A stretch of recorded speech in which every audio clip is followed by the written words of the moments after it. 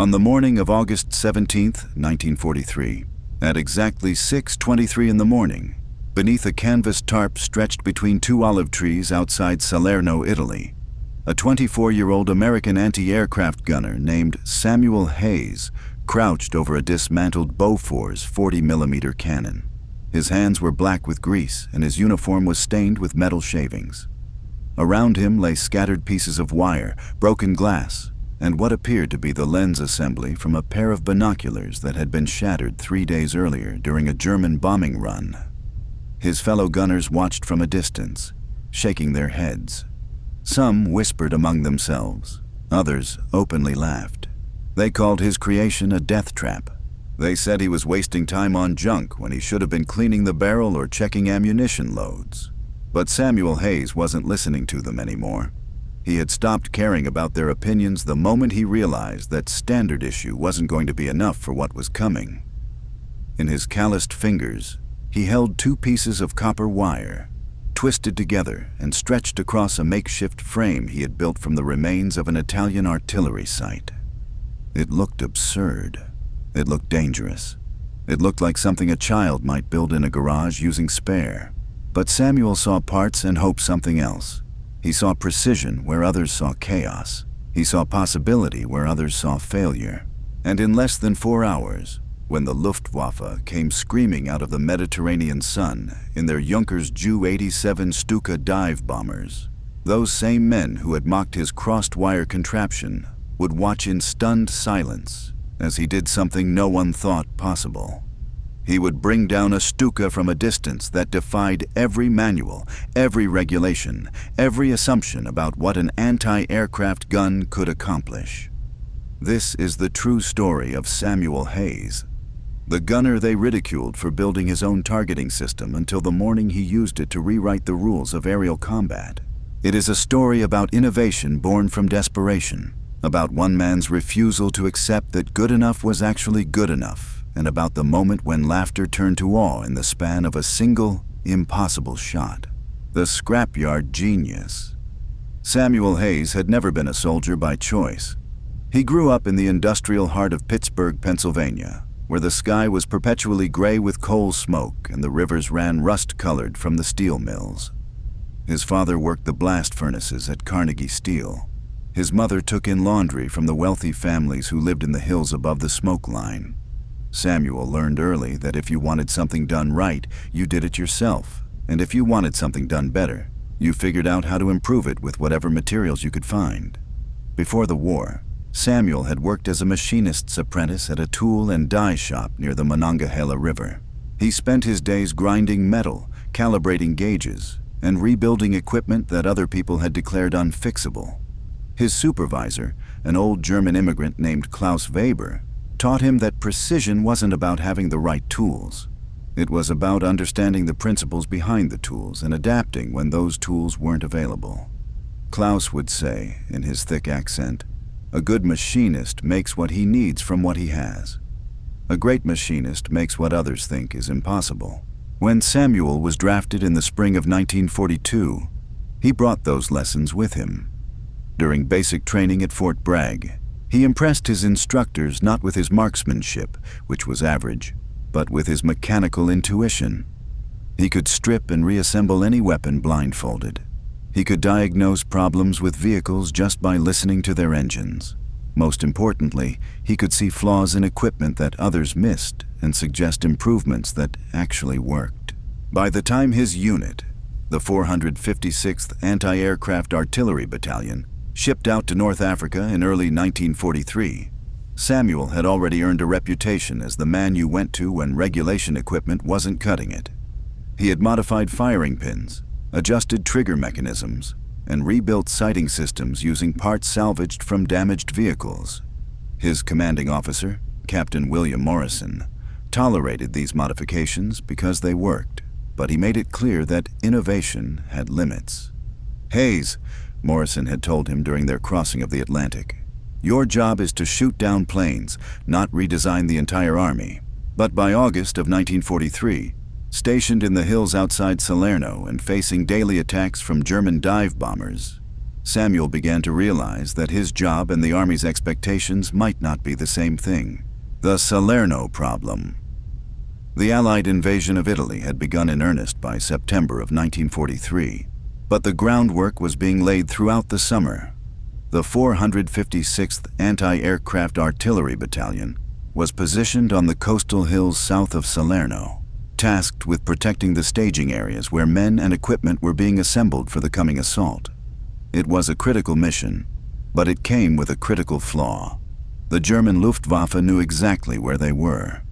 Every morning at dawn, and again at dusk, German reconnaissance flights would sweep the coastline, photographing positions and noting changes in Allied deployments. These flights were followed, usually within hours, by bombing runs conducted primarily by Junkers Ju-87 Stuka dive bombers. The Stuka was a fearsome aircraft, designed specifically for precision ground attacks. It dove nearly vertically toward its target, released its bombs at the last possible moment, then pulled up sharply, often before ground-based anti-aircraft guns could track and engage effectively. The problem facing Samuel's unit was one of timing and range. The Bofors 40mm guns they operated were effective weapons, capable of firing 120 rounds per minute with devastating accuracy. But their effective range against fast-moving aircraft was limited to about 1,500 yards. The Stukas, however, had learned to begin their attack runs from much higher altitudes, often starting their dives from 8,000 feet or more. By the time they came within effective range of the Bofors guns, they were already committed to their attack and moving too fast for conventional tracking methods to compensate. The standard procedure was to wait for the aircraft to enter the engagement envelope, then fire in a pattern designed to create a wall of explosive shells that the diving plane would fly into. It worked sometimes. More often, it didn't. In the 3 weeks since arriving at Salerno, Samuel's battalion had engaged German aircraft on 14 separate occasions. They had scored 2 confirmed kills and 3 probables. They had also watched helplessly as Stuka after Stuka screamed past their positions, dropped their bombs with surgical precision, and climbed back into the sky unharmed. The mathematics of the problem were simple but frustrating. The Stukas were most vulnerable at the beginning of their dive, when they were high, slow, and committed to a predictable flight path. But at that range, nearly 3,000 yards, the Bofors guns were essentially useless. The shells would fall short, and even if they didn't, the standard optical sights couldn't provide the precision needed to track a target that small at that distance. Captain Morrison had requested better equipment. Division headquarters had promised to look into it. Meanwhile, men were dying, equipment was being destroyed, and Samuel Hayes was getting angry. Not the loud, explosive kind of anger that got soldiers in trouble. The quiet, focused kind of anger that led to late nights in the motor pool, sketching diagrams and testing theories. He had studied the Stuka's attack pattern obsessively. He knew that German pilots followed a rigid tactical doctrine. They approached from the southeast, usually in formations of 3 or 4 aircraft. They climbed to altitude approximately 15 miles offshore, then turned inland and began their dives at a predetermined point that gave them the best angle of attack on Allied positions. The entire sequence was predictable, methodical, professional. And that predictability, Samuel realized, was their weakness: wire, glass, and mathematics. On the evening of August 14th, 1943, Samuel Hayes sat alone in the equipment tent, surrounded by the mechanical debris of war. Before him lay the remains of a German optical rangefinder, damaged during a bombing attack 2 weeks earlier. Next to it were the shattered lenses from a pair of British binoculars, a coil of copper wire salvaged from a destroyed radio, and a small notebook filled with his careful calculations. He had been working on this problem for weeks, studying not just the Stuka's flight characteristics, but the limitations of his own equipment. The Bofors gun was mechanically sound. The ammunition was reliable. The crew was well trained. The weak link was the sighting system, a standard optical sight designed for targets at conventional anti-aircraft ranges. It simply wasn't built to acquire and track targets at the distances where the Stukas were most vulnerable. But Samuel had an idea. During his machinist training, he had learned about triangulation, the mathematical principle that allowed surveyors to measure distances they couldn't physically reach by using known angles and reference points. The same principle, he believed, could be applied to aerial gunnery. If he could create a sighting system that used multiple reference points to calculate the proper lead and elevation for extreme range shots, he might be able to engage the Stukas during the vulnerable phase of their attack. The challenge was building such a system using only materials at hand. The German rangefinder provided high-quality glass, but the mechanism was too damaged to repair. The British binoculars had excellent magnification, but one of the lenses was cracked beyond use. The copper wire was flexible and conductive, but hardly precision equipment. Samuel spent 3 nights experimenting with different configurations. He mounted the rangefinder's primary lens in a frame constructed from the barrel of a damaged machine gun. He used the intact binocular lens as a secondary magnifier, positioned at a precise distance calculated to provide the optimal field of view.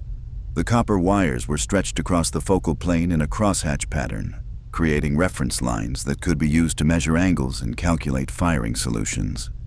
The result looked like something built by a mad inventor. The mounting system was crude, held together with bolts salvaged from a Jeep engine and washers cut from mess kit plates. The alignment mechanism consisted of a series of thumb screws that had to be adjusted by hand. The entire contraption was painted with black grease to reduce glare, giving it the appearance of a medieval torture device rather than a precision instrument. When Samuel first demonstrated his creation to his gun crew, their reaction was predictable. Corporal Jimmy Martinez, the gun's loader, took one look at the crossed wire sight and burst out laughing. "Hayes, what the hell is that thing supposed to be?" he asked. "It looks like you built it out of spare parts from a junkyard." Sergeant Frank Kowalski, the section chief, was less amused. "That's not regulation equipment, Hayes. You can't just bolt homemade junk onto a military weapon and expect it to work." But Samuel had expected this resistance. He had also prepared for it. "Sergeant," he said quietly, "the regulation equipment isn't working. We've fired over 800 rounds in the past 3 weeks and scored 2 kills. At this rate, we'll run out of ammunition before we run out of German planes." The tent fell silent. Everyone knew he was right. The standard tactics weren't working, and men were dying because of it. But military discipline ran deep, and improvisation, even successful improvisation, made career soldiers nervous. Samuel continued, his voice steady and confident. "Give me one chance, one engagement. If this doesn't work, I'll remove it and never mention it again. But if it does work, if we can start hitting those Stukas before they get close enough to hurt us, then maybe we can turn this around." Sergeant Kowalski studied the device, then looked at Samuel's notebook, filled with calculations and diagrams. Finally, he nodded. "One chance, Hayes. But if this thing gets someone killed, it's on you." Samuel nodded back. "Understood, Sergeant." What none of them knew was that Samuel had already tested his system in secret, using it to track high-flying Allied reconnaissance aircraft during their daily patrols. The results had been promising, even extraordinary. The crossed wire sight could acquire targets at distances that seemed impossible, track them through complex maneuvers, and provide firing solutions accurate enough to put shells exactly where they needed to be. But tracking friendly aircraft was one thing. Tomorrow morning, when the Luftwaffe came screaming out of the sun, Samuel would have to prove his system could do something no one believed possible. He would have to bring down a Stuka from beyond the reach of conventional weapons, using nothing but wire, glass, and the kind of stubborn determination that had built the steel mills of Pittsburgh. The morning that would change everything was less than 12 hours away. The morning of August 17th arrived with the kind of oppressive heat that made metal too hot to touch and turned the air itself into a shimmering curtain. Samuel Hayes had been awake since 4:30, checking and rechecking his improvised sighting system. His hands moved with practiced precision, adjusting the copper wires, cleaning the lenses, calibrating the thumb screws that controlled elevation and windage. The crossed wire contraption gleamed dully in the pre-dawn darkness, its crude construction belying the mathematical precision built into every angle and measurement. Around him, the gun crew went through their morning routine with mechanical efficiency. Corporal Martinez inspected the ammunition, running his fingers along each 40mm shell to check for dents or corrosion. Private Thompson cleaned the gun barrel with methodical strokes, his movements automatic after months of repetition. Sergeant Kowalski studied the horizon through field glasses, watching for the telltale glint of sunlight on aluminum that would herald the day's first attack. But there was tension in the air that went beyond the usual pre-combat nerves. Word of Samuel's experimental sight had spread through the battalion. Some men placed quiet bets on whether it would work. Others muttered about regulations and the dangers of untested equipment. Captain Morrison had visited the position twice in the past 24 hours, studying the device with the expression of a man trying to decide whether he was looking at genius or madness. At 6:15, the field telephone rang. Kowalski answered, listened briefly, then hung up. "Radar's picking up contacts," he announced. "Multiple aircraft, bearing southeast, altitude 8,000 feet. Estimated time to target, 8 minutes. The gun crew snapped into action. Martinez began loading shells into the ready rack. Thompson traversed the gun to face the expected direction of attack. Samuel made final adjustments to his sight, his movements calm and deliberate, despite the adrenaline coursing through his veins.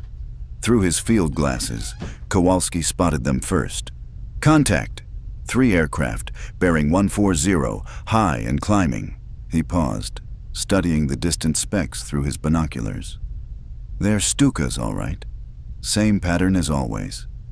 Samuel peered through his improvised sight, adjusting the focus until the approaching aircraft came into sharp relief.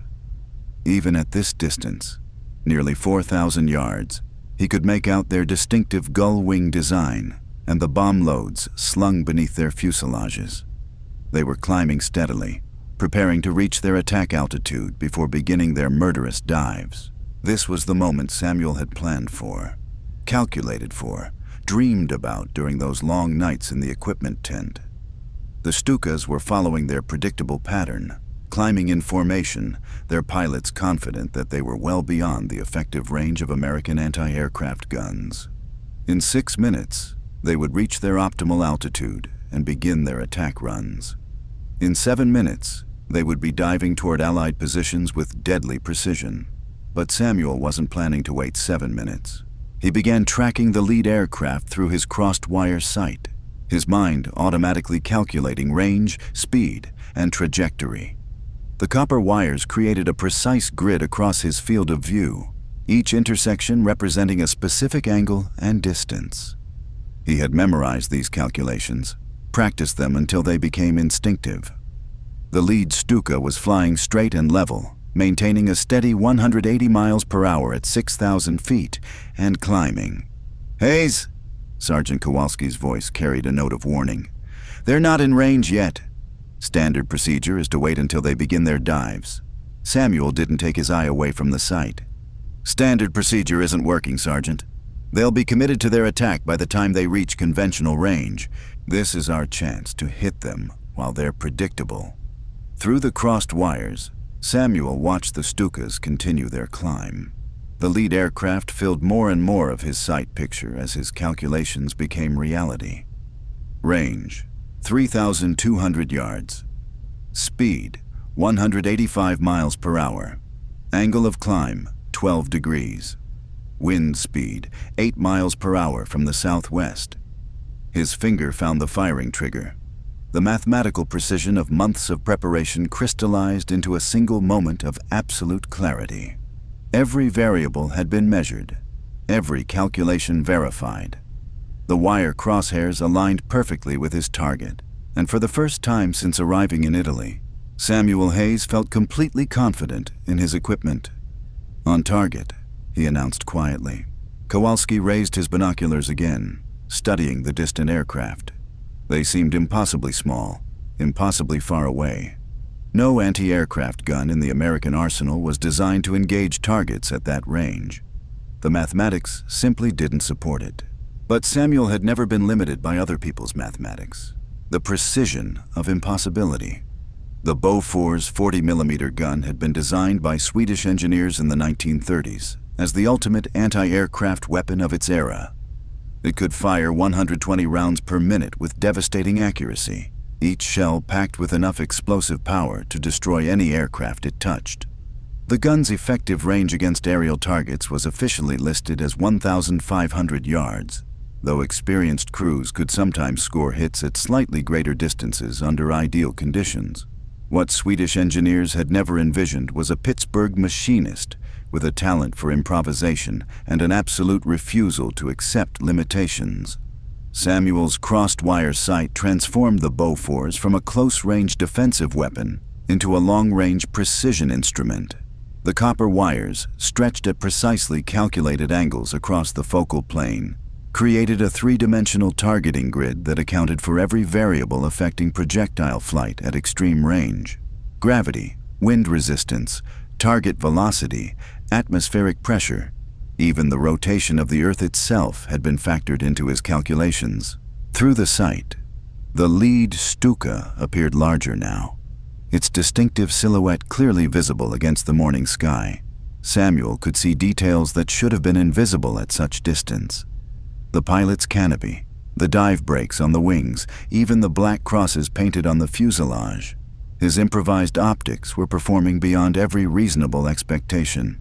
"Range, 2,800 yards, he called out, his voice steady despite the magnitude of what he was attempting. "Target bearing steady on course 140, speed 190, altitude 6,500 feet. Martinez looked up from the ammunition rack, sweat beading on his forehead despite the early hour. "Hayes, you sure about this? That's a hell of a long shot." Samuel made a final adjustment to the elevation knob, watching as the crosshairs settled into perfect alignment. Mathematics and intuition merged into a single moment of crystalline clarity. Every hour spent in the equipment tent, every calculation scribbled in his notebook, every modification made to his improvised sight had led to this instant.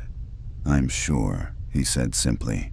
The first shell left the barrel with a thunderous roar that shattered the morning stillness. The recoil drove the gun backward against its mounting, and a plume of smoke obscured Samuel's vision for a crucial second. When it cleared, he could see the shell's trajectory, a barely visible speck arcing through the sky toward the distant formation. At 2,800 yards, the flight time was nearly 8 seconds. 8 seconds during which the Stuka continued its steady climb.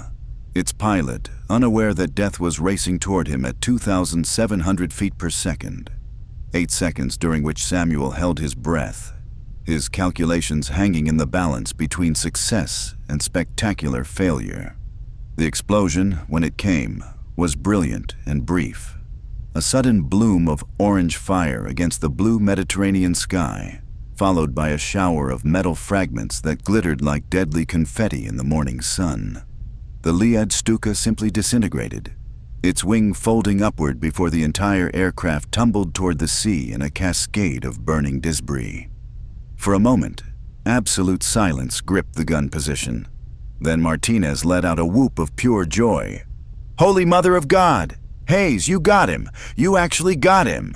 The remaining two Stukas broke formation immediately, their pilots shocked by the sudden destruction of their leader. They began evasive maneuvers, diving and climbing erratically as they tried to identify the source of the attack. But their predictable formation had been shattered, their tactical plan disrupted. Instead of beginning coordinated dives against Allied positions, they were now flying defensively, concerned more with survival than attack. Samuel was already tracking the second aircraft, his crossed-wire sight following its frantic movements with mechanical precision. The pilot was good, using every evasive technique in the Luftwaffe manual.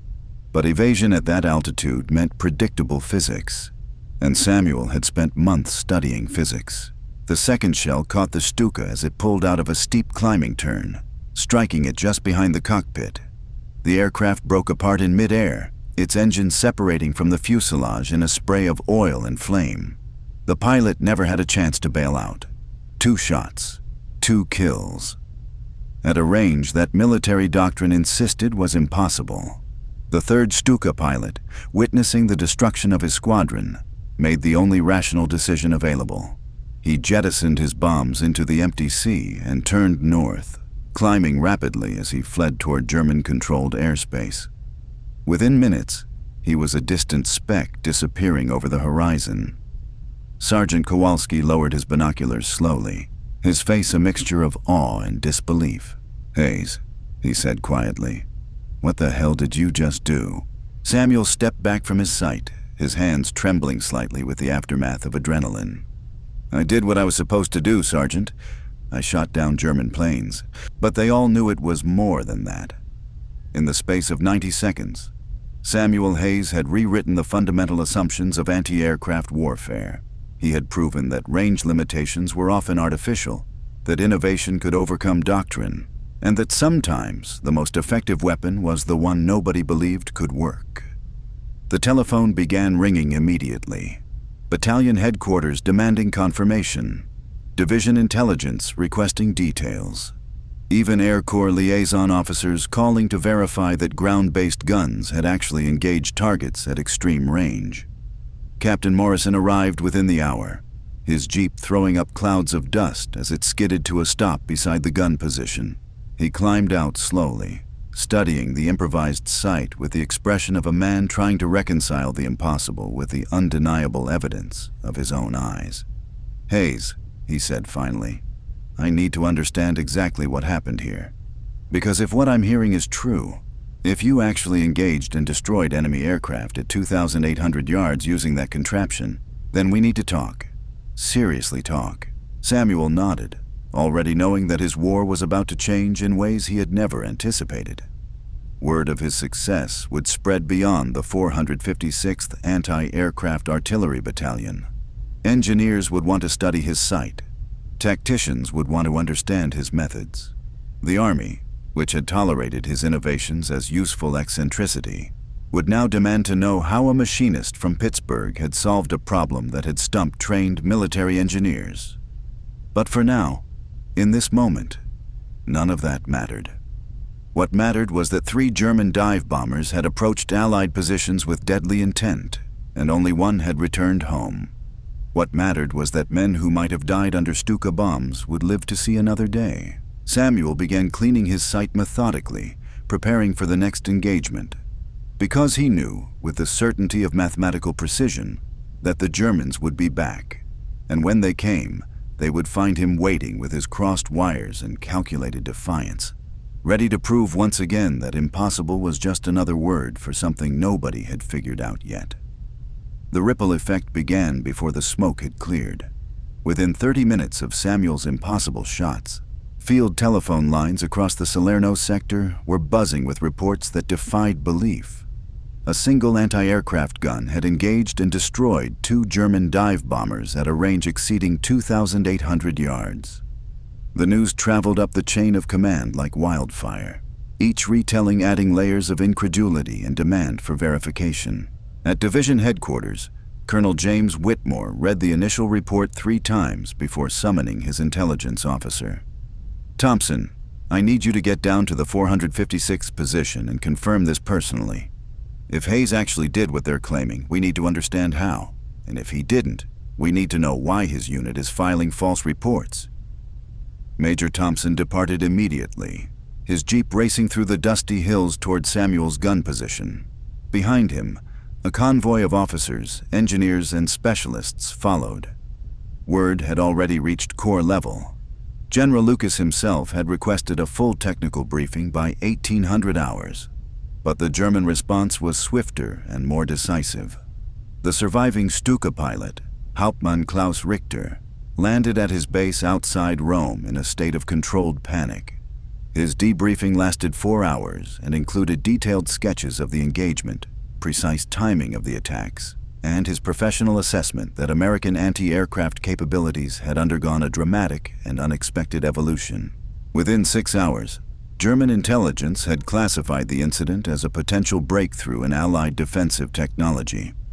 Orders went out immediately to all Luftwaffe units operating over the Italian sector. Attack altitudes were increased to 10,000 feet minimum. Approach patterns were randomized. Formation discipline was modified to prevent concentrated targeting.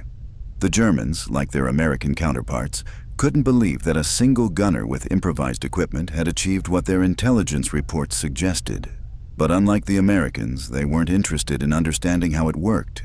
They were interested in making sure it never worked again. Samuel, meanwhile, remained focused on the mechanical details of his success. As officers and specialists descended on his position like locusts, he methodically documented every aspect of his sighting system. He sketched the wire configurations, recorded the lens focal lengths, and calculated the precise mathematical relationships that made extreme-range gunnery possible. Major Thompson arrived first, followed closely by Captain Morrison and a team of ordnance specialists from Corps headquarters. They surrounded Samuel's gun like archaeologists examining an ancient artifact, measuring angles, photographing components, and asking endless questions about construction techniques and theoretical principles. "Hayes," Major Thompson said, studying the crossed wire sight through a jeweler's loupe, "I need you to explain exactly how you calculated the firing solutions for those shots. The mathematics involved should be beyond the scope of field artillery, but you achieved results that suggest doctoral-level ballistics knowledge." Samuel wiped his hands on a greasy rag, considering his response.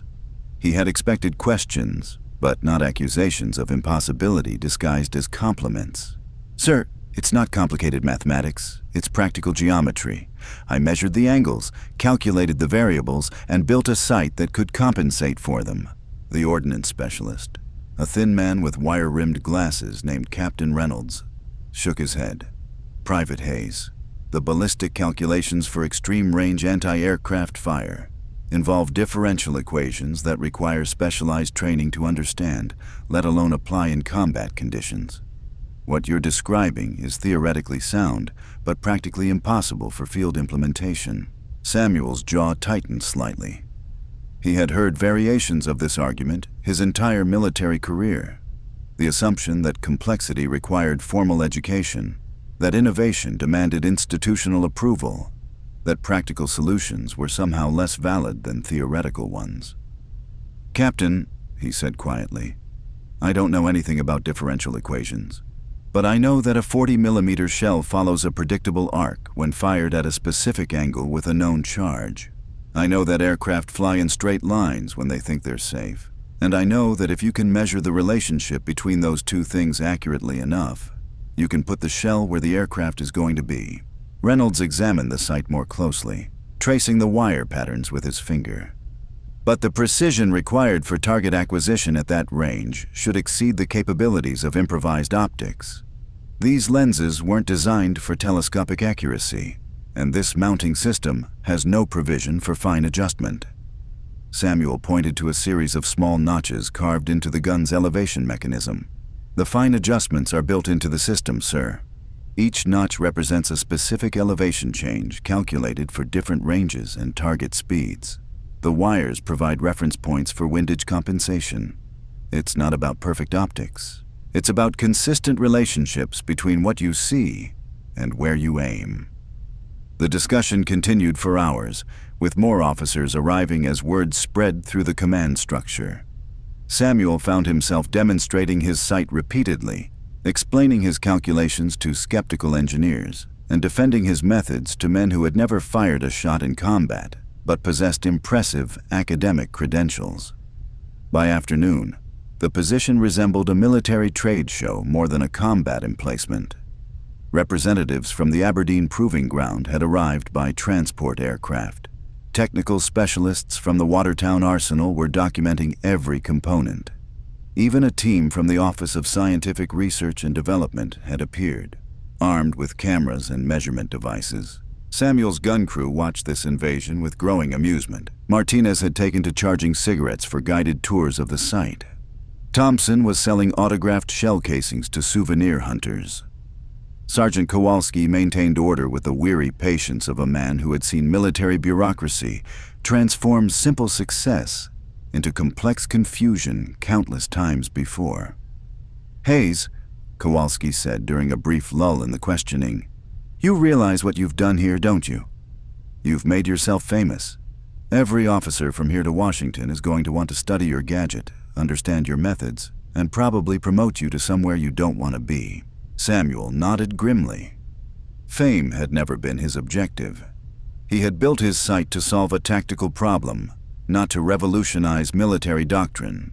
But he was beginning to understand that in wartime, successful innovation belonged not to its creator, but to the institution that could best exploit it.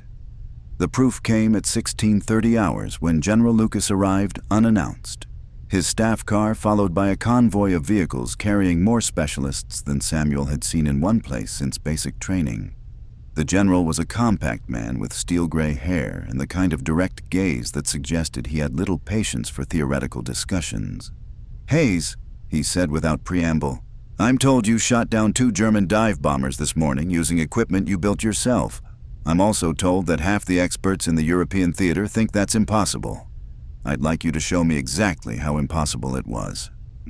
Samuel spent the next hour demonstrating his sight for the general, tracking high-flying Allied aircraft and explaining his mathematical approach to extreme-range gunnery. Lucas listened without interruption, occasionally asking brief, precise questions about specific technical details. When the demonstration concluded, the general studied the improvised sight for several minutes in silence. Finally, he turned to his aide, a colonel with multiple ribbons and the harried expression of a man trying to manage competing priorities. "Colonel Peterson, I want a full technical evaluation of this system completed within 48 hours. I want to know if it can be reproduced, improved, and implemented across our anti-aircraft units. I also want to know why our ordnance specialists didn't think of this first."